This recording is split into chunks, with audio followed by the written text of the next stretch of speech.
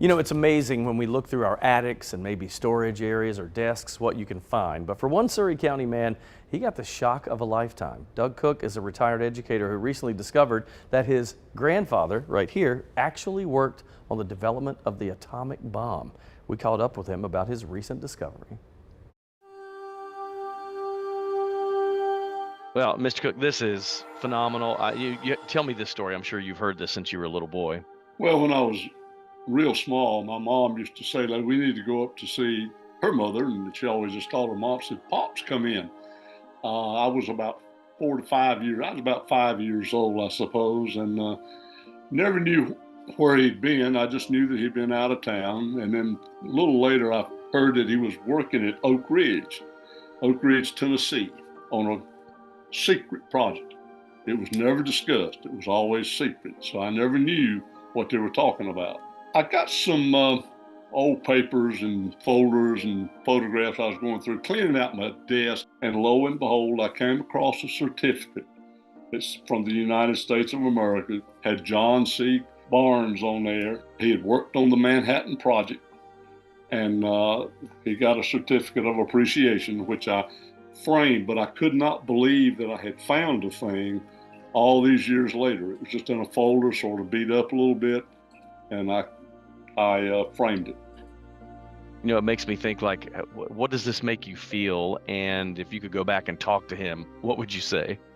Well, it's a lot of history since my uncle fought in World War II and landed at Omaha. He was quite someone I looked up to as a serviceman. I served in the Marine Corps, and it meant a lot to me. This is valuable to me. I had no idea that he worked on the Manhattan Project or the atomic bomb. I would ask him, I'd say just exactly what was the plant like? What did it look like? What did you do? Did you build the scaffold or something other to practice dropping the bomb? Or what was your role? Did you actually see the bomb? That would be what I would, that sort of things I would ask. Doug, thank you for being with us today. This is great stuff, man. What a great discovery. Thank you for having me, Eric. I appreciate being able to share this story.